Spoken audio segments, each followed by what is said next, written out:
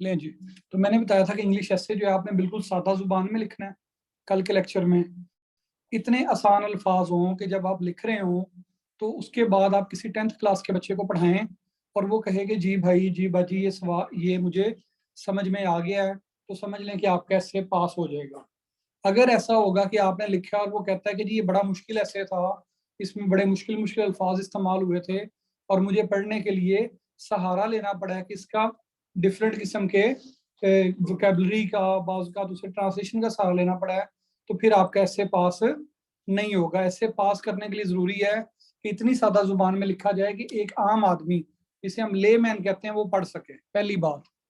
दूसरी बात मैंने ये बताई थी कंप्रीहेंशन ऑफ द टॉपिक। उसमें मैंने आपको ये कहा था कि अगर किसी टॉपिक का आप लफ्जी और इस्तिलाही तर्जुमा कर लेते हैं। लफ्जी तर्जुमा क्या होता है? जो हम बाय वर्ड मीनिंग कर रहे होते हैं, जो डिक्शनरी का मतलब होता है। और इस्तिलाही तर्जुमा क्या होता है? कि छुपी हुई बात जो उन वर्ड्स के पीछे होती है उसको जांचना, उसको परखना। बाजुकात वो इडियमेटिक होती है, बाजुकात वो फिगुरेटिव होती है। सो जब आप उसको जांचते हैं और उसको परखते हैं तो आपको पता चलता है कि ये जो हमारे पास इंग्लिश ऐसे है, इस इंग्लिश ऐसे के लिए हम लोगों को क्या करना है, उस खास नहज पे, उस खास स्टाइल पे लेके जाना है। जी जी आज उस खास नहज पे, खास स्टाइल पे लेके जाना है जिसकी हमें जरूरत है। सो इंग्लिश ऐसे के लिए आप लोगों को कंप्रीहेंशन की जब बात की जाए तो कंप्रीहेंशन के अंदर, आप अंदर चले जाएं, आप इधर बैठ जाएं क्लास में। तो कंप्रीहेंशन ऑफ द टॉपिक जो है वो आपको जरूरी है। आप इधर बैठे। ये बात, दूसरी बात भी सबको समझ में आ गई है। तीसरी बात इंग्लिश ऐसे के लिए मैंने आपको बताई थी, you have to follow the structure. Structure ऐसे का मैंने आपको बताया था कि स्ट्रक्चर ऐसे का ये होता है कि इसका इंट्रोडक्शन लिखने का एक स्टाइल होता है, इसका कंक्लूजन लिखने का एक स्टाइल होता है और बॉडी पैराग्राफ लिखने का स्टाइल होता है।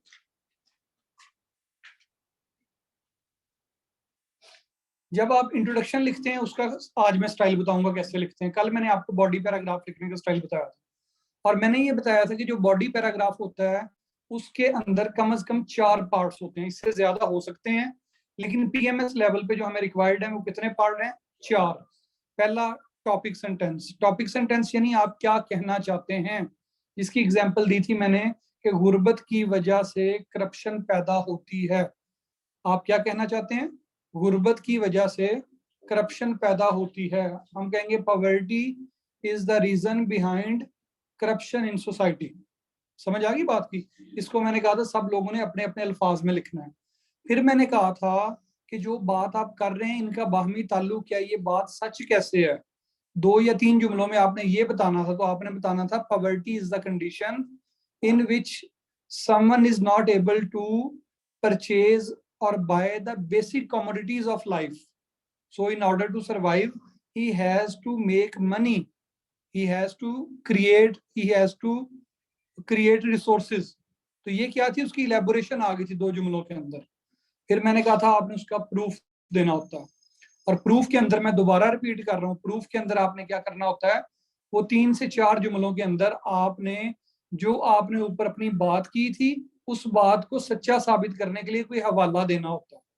तो प्रूफ में हम क्या करते हैं? कोई कोटेशन ऐड करते हैं, प्रूफ के अंदर हम कोई फैक्ट्स एंड फिगर्स ऐड करते हैं, प्रूफ में हम कोई एग्जांपल देते हैं, प्रूफ में हम कोई लॉजिकल सीक्वेंस लेके आते हैं। ऐसा ही है ना? ये कल बातें सारी आपको मैं बता दी थी। उसके बाद मैंने कहा था जब आप प्रूफ दे देते हो तो फिर जैसे आप मैट्रिक की मैथमेटिक्स के जब ज्योमेट्री के मसले हल करते थे तो एंड पे लिखते थे hence proved left hand side is equal to right hand side. तो वो क्या होता था, जो आपने थीसिस दिया ऊपर, जो आपने टॉपिक सेंटेंस लिखा है, आप उस टॉपिक सेंटेंस को क्या कर रहे होते हो? इन दी एंड प्रूफ कर रहे हो। तो ये तो थी हमारी कल तक की बात। फिर मैंने आपको अगली बात बताई थी कि जो एक बॉडी पैराग्राफ होता है उस बॉडी पैराग्राफ के अंदर आप लोगों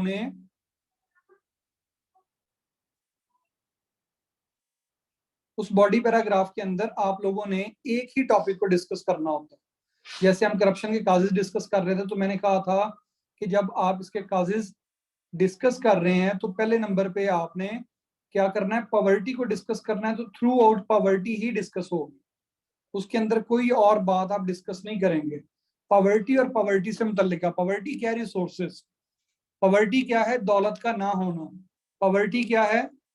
बेसिक कमोडिटीज का ना होना। तो आप इसी से मुतल्लिका बातें इस पैरे में करोगे।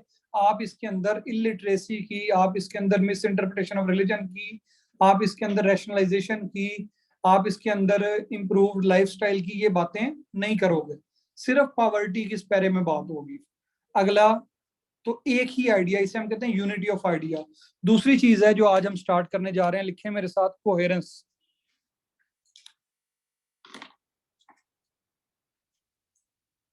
COHERENCE, coherence. लफ्ज कोहेरेंट का मतलब होता है जुड़ा हुआ। लफ्ज कोहेरेंट का मतलब क्या होता है? जुड़ा हुआ। आपके जो पैराग्राफ है इसके जुमले आपस में जुड़े हुए होने चाहिए, डिस्क्रीट नहीं होने चाहिए। और वो जो जोड़ना है वो सेंस वाइज भी आप जोड़ सकते हैं। Coherence can be of two types. एक होती है वर्बल कोहेरेंस और दूसरी होती है सेंस की कोहेरेंस।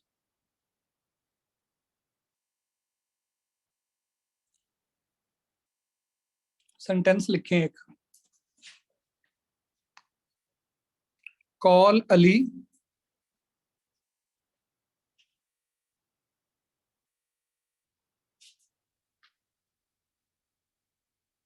सेमीकोलन he will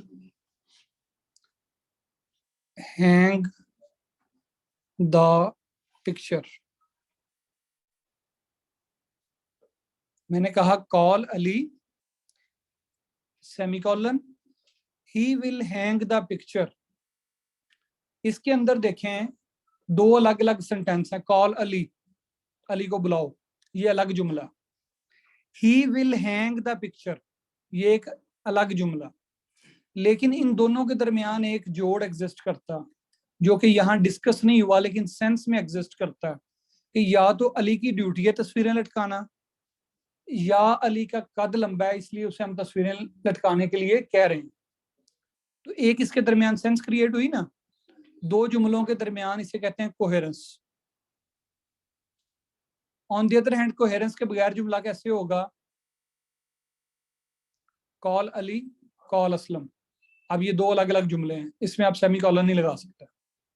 ये दो अलग अलग जुमले हैं, अली को भी बुलाओ असलम को भी बुलाओ, ये दो अलग अलग जुमले हैं, इसमें कोहेरेंस नहीं है। इसी तरह से एक लिखें,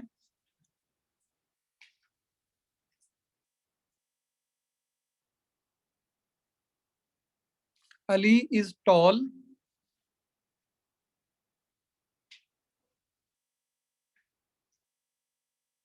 so he can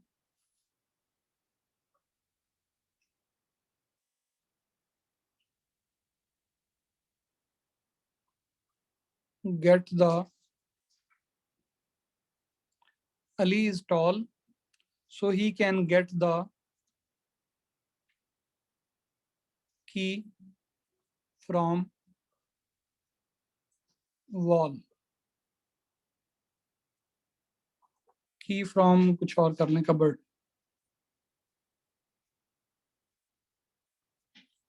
देखो मैंने क्या कहा, अली इज टॉल, अली लंबा है, ये अपने सेंस में एक पूरा जुमला था। फिर मैंने लगाया आगे सो, और उसके बाद मैंने कहा he can get the key from keyboard, या he can get the key hanged कर लें, चलो पिछले जुमले की तरह ही। तो अब ये दो जुमलों को मैंने जोड़ा एक लफ्ज से, उस लफ्ज का नाम क्या है? सो। तो ये जो सो के साथ हमने जोड़ा है, इस सो के साथ जोड़ने को हम कहते हैं कि ये वर्बल कोहेरेंस क्रिएट किया आपने, यानी आपने बाकायदा लफ्जों का इस्तेमाल करके इसको दो दो चीजों को जोड़ा। हमने इसकी टेक्निकलिटीज में नहीं पढ़ना कि जनाब इसका ऑफिशियल नेम क्या है, कि इसे हम कंजंक्शन कह सकते हैं और ये कौन सा कंजंक्शन है, वो हम पढ़ेंगे उसके अंदर अलग से जब रेनन मार्टिन पढ़ेंगे। अभी सिर्फ ऐसे के लिए मैं आपको बता रहा हूँ कि लफ्जों को, जुमले के दो हिस्सों को जोड़ने के लिए, बाज का दो अलग अलग सेंटेंसेस को जोड़ने के लिए, उनके दरमियान सेंस क्रिएट करने के लिए हम यूज करते हैं कनेक्टर डिवाइसेस, जिन्हें हम कहते हैं कनेक्टिंग डिवाइसेस या कनेक्टर्स, जिन्हें हम क्या कहते हैं? कनेक्टर्स। सो मैं आपको आज कुछ कनेक्टर्स हैं उनके सेंटेंसेस और छोटी सी एक्सरसाइज करवाऊंगा ताकि आपके लिखे हुए सेंटेंसेस जो हैं वो अच्छे हो जाएं।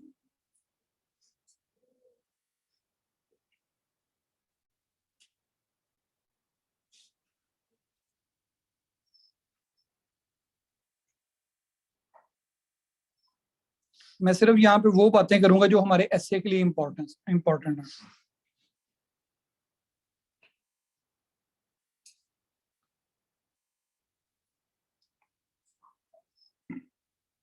सबसे पहले एडिशन के लिए लिखें।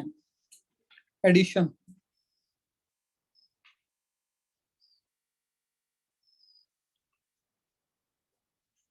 जब हम एक बात करते हैं और दूसरी बात भी उसके साथ ही करना चाहते हैं, जैसे हमने कहा कि पॉवर्टी ब्रीड्स करप्शन, इस पे हमने एक पैराग्राफ लिख लिया।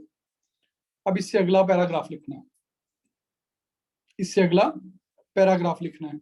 अब उसमें हम ये कहना चाह रहे हैं कि इलिटरेसी की वजह से करप्शन होती है। लोग इलिटरेट होते हैं, वो मोबाइल फोन्स का यूज कर नहीं सकते, फिर वो लाइक हमारे एक्साइज डिपार्टमेंट में ही है, आपने नंबर लेना है तो आप क्या करते हो, अगर खुद ई ऑक्शन में हिस्सा नहीं ले सकते तो आप किसी एजेंट को जाके पैसे देते हो। तो वो एजेंट के पास क्या नॉलेज है, एजेंट क्या करता है, आपसे पैसे लेता है और वो कर कर आके उसको कहीं लगा के आपको वो नंबर ले देता है। तो इलिटरेसी ब्रीड्स करप्शन, ये हमारा दूसरा आर्गुमेंट आ गया।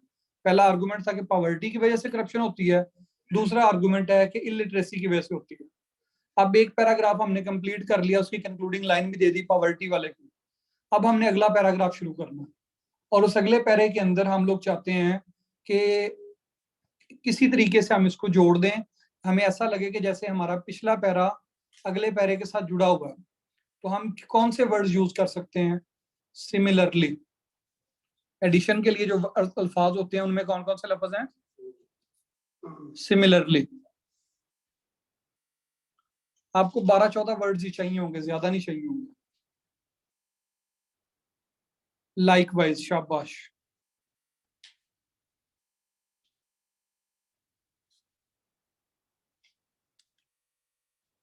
इन एडिशन,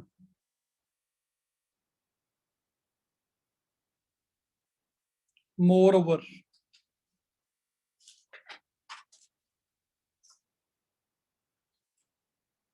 फर्दर मोर,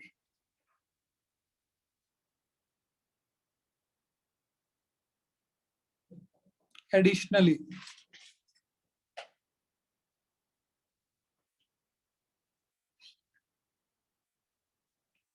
इस तरह की आपके पास 12-13 वर्ड होने चाहिए कि जिनके जरिए से आप जोड़ सकें दो पैराग्राफ्स को, जिनके जरिए से आप दो पैराग्राफ को जोड़ सकें। इस तरह के अल्फाज आपके पास एडिशन वाले होने चाहिए।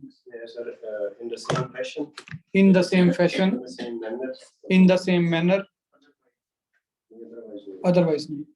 और आप लोग बोलें कुछ, बिसाइड्स, लाइकवाइज। तो ये अल्फाज हम किस लिए इस्तेमाल करते हैं, ये अल्फाज हम इसलिए इस्तेमाल करते हैं ताकि हमारे दो पैराग्राफ, दो जुमले आपस में जुड़े हुए महसूस हों। कभी कभी ऐसा होता है कि हम एक बात करते हैं, जैसे आप लोगों ने अक्सर बहस में देखा होगा कि लोग दो तरह के होते हैं बहस करने वाले, एक होते हैं पटवारी और यूथिया। वो कैसे बहस करते हैं, पै जाते हैं एक दूसरे में, ठीक है, किसी का ख्याल नहीं करते। कुछ दरमियान में पीपल्स पार्टी के जियाले होते हैं जिनको ये जोम है कि हम बड़े सियासी तौर पे मैच्योर और पढ़े लिखे हैं। वो क्या करेंगे, हाँ आपकी बात दुरुस्त है कि करप्शन मुल्क के लिए जहर कातिल है, लेकिन मुल्क की इकोनॉमी को चलते रहना चाहिए। अगर इकोनॉमी रुक जाए, चाहे वो करप्शन के साथ चले, चलते रहना चाहिए। इकोनॉमी रुक जाए तो उससे गुर्बत में इजाफा होता है। अब ये पीपल्स पार्टी के जियाले का आर्गुमेंट है। उसने क्या किया है, पहले आपकी बात से एग्री किया है, हाँ ये बात दुरुस्त है कि करप्शन गलत चीज है, लेकिन मुल्क की इकोनॉमी को चलते रहना चाहिए ताकि चाहे करप्शन के जरिए ही चले, ताकि लोग गुर्बत की लकीर से नीचे ना जाएं।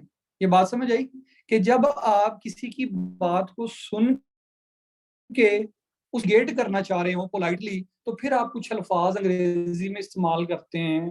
वो कैसे होते हैं, वो होते हैं जिन्हें हम कहते हैं कंट्रास्ट के कनेक्टर्स।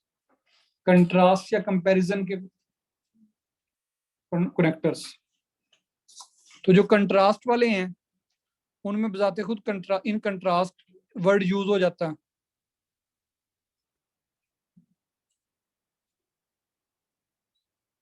कंट्रास्ट वर्ड यूज हो जाता है और however यूज होता है, बट यूज होता है, बस का येट यूज होता है। मोर ओवर कंट्रास्ट में नहीं आएगा, मोर ओवर एडिशन में आएगा। आपने क्या बोला था जो कंट्रास्ट का था? अदरवाइज हो सकता, ऑन कॉन्ट्रेरी हो सकता।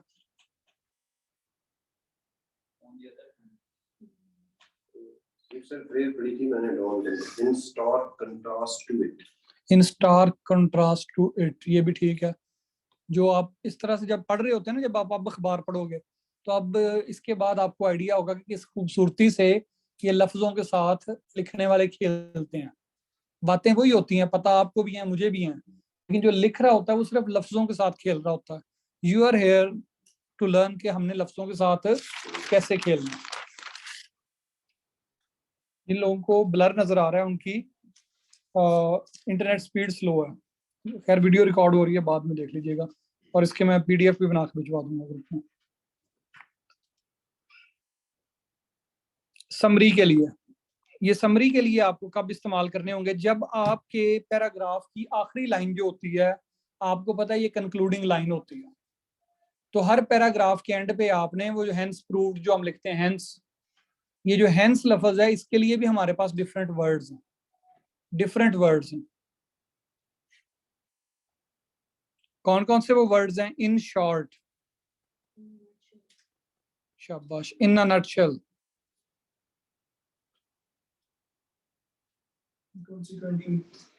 कॉन्सिक्वेंटली हो सकता है, To cut it short. शाबाश, टू कट इट शॉर्ट। अंग्रेजी वालों तुम लोग ना बोलो, बाकी लोगों को बोलना दो, आप और आप। After all, in sum, in brief,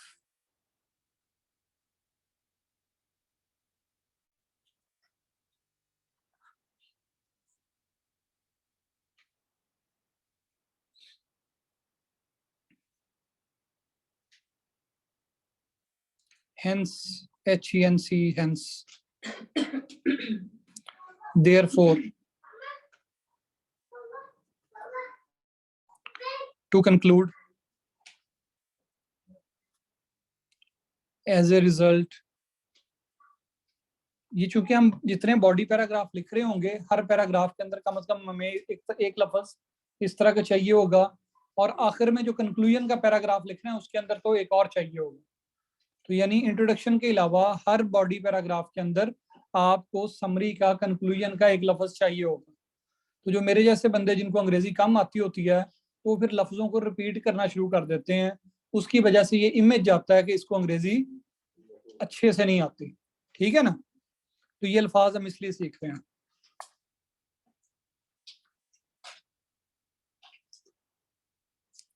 फिर आ जाए जो बॉडी बॉडी पैराग्राफ का प्रूफ वाला सेक्शन है, उसके अंदर प्रूफ देने के लिए आपको एग्जांपल्स देनी पड़ती हैं। तो एग्जांपल्स देने का क्या तरीका है, प्रूफ या एग्जांपल्स का?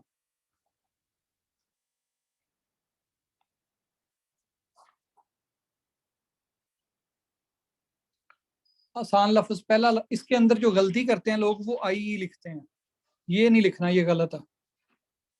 वो आई और डॉट लगा के आगे ई लिखते हैं, ये आपने अपने ऐसे में नहीं लिखना, ये गलत है। लिखें चंद words. For example,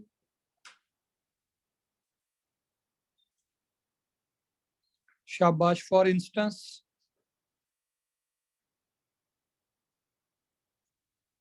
illustrated by, like,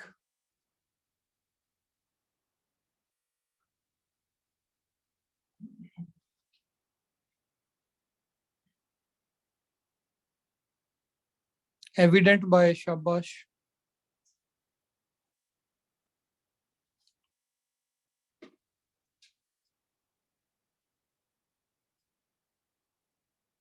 और इस तरह के वर्ड्स मैं आपको ग्रुप में और भी सेंड कर दूंगा। ये बात सबको समझ में आ गई है मेरी? ये अल्फाज हम क्यों इस्तेमाल कर रहे हैं? ताकि हमारे पास जब हम बॉडी पैराग्राफ लिख रहे हो, ऐसे लिख रहे हो, तो लफ्जों की कमी ना हो। कोशिश करें रेपिटेशन को अवॉइड करें ऐसे में। तो ये हमारा पहला पार्ट था आज के लेक्चर का, इंग्लिश एसे से मुतल्लिका कनेक्टर्स का। कनेक्टर्स और तरह के भी हो सकते हैं, जैसे बाज़ औक़ात आपको बॉडी पैराग्राफ लिखते हुए एक लिस्ट बनानी पड़ती है, तो हम कहते हैं फर्स्टली, सेकंडली, थर्डली, ठीक है। हम कहते हैं on first, second, third, fourth, इस तरह से भी हम बाज़ का स्टार्ट कर रहे होते हैं। तो वो अल्फाज भी इसके अंदर हम बतौर कनेक्टर इस्तेमाल कर सकते हैं, ठीक है। और ये कनेक्टर्स हमारे इंग्लिश प्रेसी के अंदर भी इस्तेमाल होते हैं। ये कनेक्टर्स जो हैं ये सिर्फ ऐसे में नहीं है, ये प्रेसी में भी इस्तेमाल होने हैं। जब आपको प्रेसी लिखने का तरीका बताऊंगा ना, तो मैं उसमें बताऊंगा कैसे आपने मेन आइडिया को टॉपिक सेंटेंस बनाना होता है, फिर उसके सपोर्टिंग पॉइंट्स जो हैं उनको आपस में ज्वाइन करना होता है। तो उसके अंदर भी आपके एडिशन और कंट्रास्ट वाले एग्जाम्पलें तो उसमें नहीं होती, तो एडिशन और कंट्रास्ट वाले आपके कनेक्टर्स इस्तेमाल होंगे। ये बात सबको समझ आ गई? मैं आगे चल सकता हूँ? ऑनलाइन वालों को ये बात समझ में आ गई है? चलें, आपको भी समझ में आ गई है तो मैं आगे बढ़ने लगा हूँ। आज मैंने दूसरा पार्ट आपको जो करवाना है लेक्चर का, ये सिर्फ इंग्लिश एसे के लिए नहीं होगा, ये आपके पाकिस्तान अफेयर्स के लिए, करंट अफेयर्स के लिए, एसे के लिए, इस्लामिक स्टडीज के लिए, पब्लिक एडमिनिस्ट्रेशन के लिए, ये सारी जगहों पे आपके काम आना है। ये है ब्रेनस्टॉर्मिंग टेक्निक। ये है ब्रेनस्टॉर्मिंग की टेक्निक।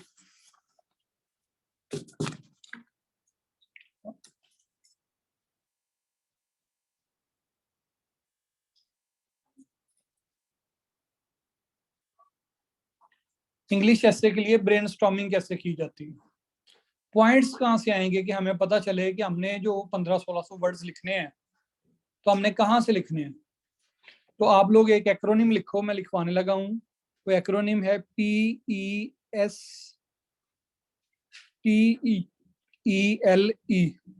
पेस्टले, PESTELE, और इसके स्टार्ट में लिखो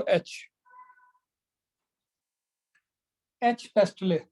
आप में से कोई बिजनेस का स्टूडेंट है जिसने बिजनेस पढ़ा हो? नहीं है, सारे ही सोशल साइंसेस वाले हैं। H पेस्टले जो है ना, H स्टैंड्स फॉर हिस्टोरिकल, तारीखी।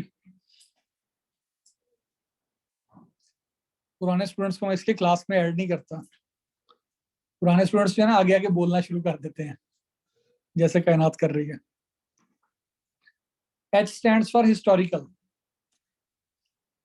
P स्टैंड्स फॉर पॉलिटिकल, सियासी।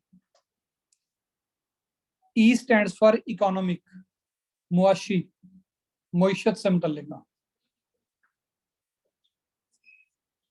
S stands for social, T for technical and technological,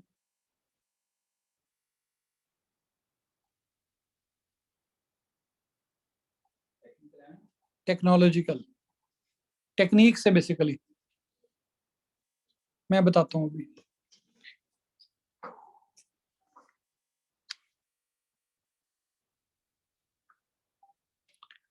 next E stands for ethical, ethics या मोरालिटी से मुतल्लिका। L stands for legal, L stands for legal. आखिरी E stands for environmental.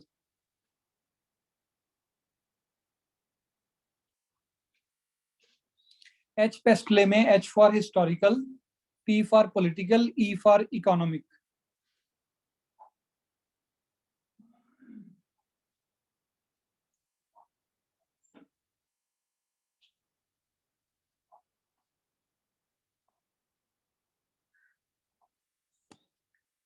दुनिया जहान का जो मर्जी ऐसे का टॉपिक आ जाए, उसकी कोई हिस्ट्री होगी? एनर्जी क्राइसिस पे ऐसे आ गया तो कोई हिस्ट्री है इस चीज की? कश्मीर इशू पे ऐसे आ जाए, कोई हिस्ट्री है? रिलीजन पे ऐसे आ जाए, कोई हिस्ट्री है? दुनिया का जो मर्जी टॉपिक आ जाए उसकी कोई ना कोई हिस्ट्री होती है। तो जो टॉपिक आप अटेम्प्ट कर रहे हो तो थोड़ी बहुत ही हिस्ट्री की नॉलेज होती है। तो आप जब उसका बॉडी पैराग्राफ लिखना चाहो तो आप उसमें लिख सकते हो कि हिस्ट्री जो है उसका इसके ऊपर एक असर है। ऐसे ही पॉलिटिक्स, हमारी लाइफ का कौन सा स्फेयर ऐसा है जिसको पॉलिटिक्स जो है वो इंटरफेयर नहीं करती है। पॉलिटिकल जो इंटरफेरेंस है इज्तमाही जिंदगी के अंदर हर जगह पे सियासत सियासत सियासत, ऐसा है। एनर्जी क्राइसिस की वजह पॉलिटिकल इंस्टेबिलिटी हो सकती है। ओवर पॉपुलेशन की वजह पॉलिटिकल लीडर्स की जो बेहिसी है वो हो सकती है। और कोई दुनिया का टॉपिक बोलें आप जो आपके जहन में हो। इकोनॉमिक प्रॉब्लम्स जो हैं इनकी काज हो सकती है सियासत में, सियासतदानों की जो गलतियां हैं डेफिनेटली होती हैं। तो दुनिया जहान का जो मर्जी मसला हो उसका जो रीजन होता है वो सियासी हो सकता है। सो हम ये जो मर्जी दुनिया का टॉपिक आज हम कह सकते हैं ओवर पॉपुलेशन। कल कल मैंने करप्शन दिया था, ओवर पॉपुलेशन दिया था। ओवर पॉपुलेशन, तो उसमें हमने एक पॉइंट लिखा था in different attitude of the policy makers, कि जो पॉलिसी मेकर्स हैं, जो पॉलिटिशियंस हैं जिन्होंने हुकूमत में आके तो पॉलिसी बनानी है, वो लोग इसमें सीरियस नहीं है। तो पॉलिटिकल असर आ गया, ऐसे ही इकोनॉमिक असर आ गया। मुआशी लोग क्या करते हैं, ज्यादा बच्चे इसलिए पैदा करते हैं कि उन बच्चों के जरिए से वो मजदूरी करवाएंगे और उनके खानदान की इनकम बढ़ेगी। लोग करप्शन इसलिए करते हैं क्योंकि फाइनेंशियली वो वीक होते हैं।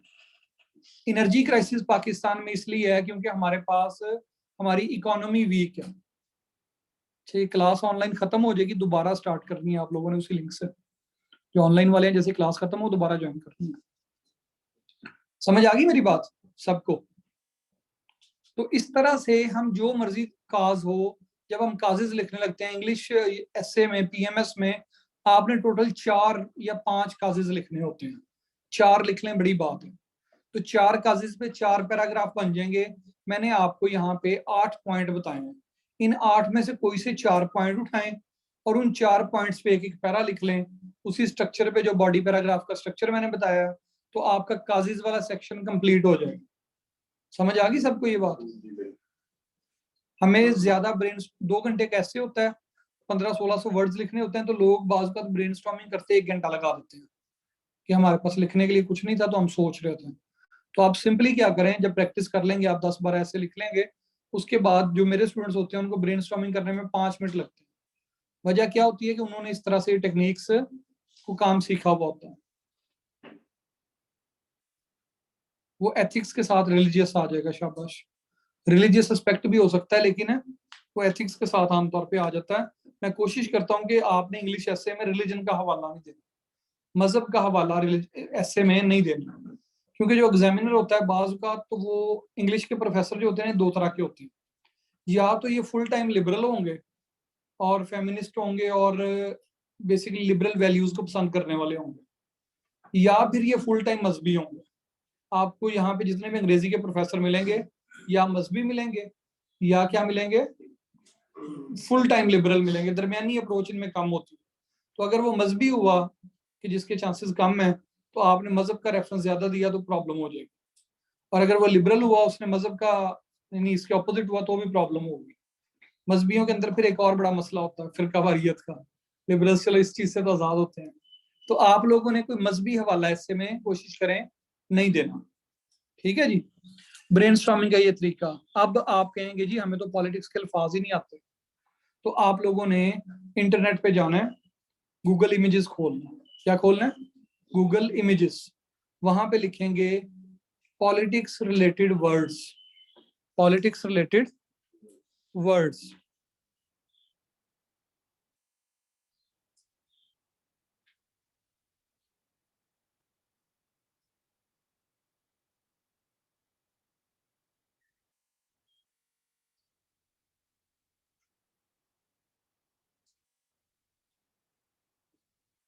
पॉलिटिक्स रिलेटेड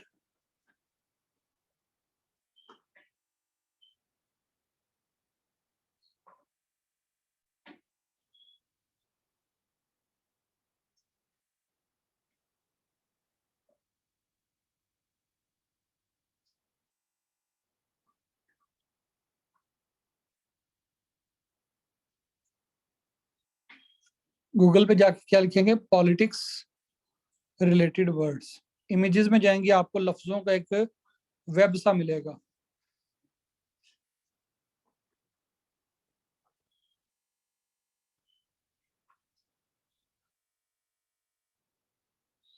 देखें, खोलें अपने मोबाइल में, जो खोलना था, पॉलिटिक्स रिलेटेड वर्ड्स। जब आपने इमेजेस पे क्लिक किया तो आपके पास एक पूरी बड़ी सी तस्वीर खुल गई। इसमें टेक्निकल वर्ड्स यूज हो रहे हैं, जैसे इलेक्शंस। इलेक्शंस का आपको पता है क्या होता है? Elections is a process of electing candidates. ये उस प्रोसेस का नाम होता है जिसमें लोगों को चुना जाता है। फिर इसमें वर्ड लिखा हुआ है असेंबली। असेंबली के दो मीनिंग होते हैं। एक होता है कि जो वो जगह जहाँ पे लोग जमा होते हैं और उसके मेंबरान, जैसे कौमी असेंबली, सूबाई असेंबली। और दूसरा असेंबली होता है टू असेंबली, वर्ब है जिसका मतलब होता है टू गैदर, जमा हो जाना। ये गैदर GATH है, टू और गैदर अलग अलग है। फिर ऐसे ही यहाँ पे कॉन्स्टिट्यूशन का वर्ड यूज होता है, मैनिफेस्टो का वर्ड यूज होता है, कॉन्स्टिट्यूशन, मैनिफेस्टो, पॉलिटिशियंस। तो आप लोगों ने क्या करना है, इंटरनेट पे जाना है, जाके सर्च करना है ये वर्ड्स। इन वर्ड्स को आपने अपने जो एसए वाला डेमोक्रेसी है, गुड गवर्नेंस है, तो आपने अपने एसए वाले रजिस्टर का जो जो रजिस्टर होगा जहां पे आप एसए वाली चीजें लिख रहे होंगे, तो उसके अंदर ये मेरे लेक्चर भी आप लोगों ने नोट करने हैं। और उसके बाद आपने ब्रेनस्टॉर्मिंग की हेडिंग देके उसके अंदर आपने HPSP लिखना है, और सबसे पहले आपने पॉलिटिक्स रिलेटेड वर्ड लिखने हैं। वो 25-30 टर्म्स होंगी, उन टर्म्स को आपने अच्छे से समझना है। यानी इलेक्शन है तो मैं आपसे पूछूं, इलेक्शन में, रेफरेंडम में, प्लेबिसाइट में क्या फर्क होता है, तो आपको पता होना चाहिए। तीनों इलेक्शन की ही शक्लें हैं, इलेक्शन, रेफरेंडम, प्लेबिसाइट, इसका फर्क आपको पता होना चाहिए। इसी तरह से मैं आपसे पूछूं कि मैनिफेस्टो में और ऑब्जेक्टिव्स में और एम्स में और इनमें क्या फर्क होता है, तो आपको ये पता होना चाहिए। समझ आ रही है मेरी बात? तो इन लफ्जों को आपने 25-30 लफ्ज बनेंगे पॉलिटिक्स से मुतल्लिका, आपने ये लफ्ज उठा के अपने रजिस्टर में नोट कर लेने हैं। और उर्दू में, अंग्रेजी में, फारसी में, जिस जबान में, पंजाबी में आपको समझ में आता है उसकी आपने वहां पे डेफिनेशन लिख देनी है। उस लफ्ज को समझ लेना है आपने। ये आपके पॉलिटिक्स से मुतल्लिका हो गया। फिर ऐसे ही आपने जाना है इकोनॉमिक्स से मुतल्लिका, बेसिक जो टर्म्स है उनका आपको पता हो। फॉरेन डायरेक्ट इन्वेस्टमेंट क्या होता है, ठीक है, सर्कुलर डेट क्या होता है, GDP क्या होती है, GNP क्या होती है। तो इकोनॉमिक्स की बेसिक टर्म्स का आप लोगों ने एक अपने पास डाटा बना लेना, जो ग्लॉसरी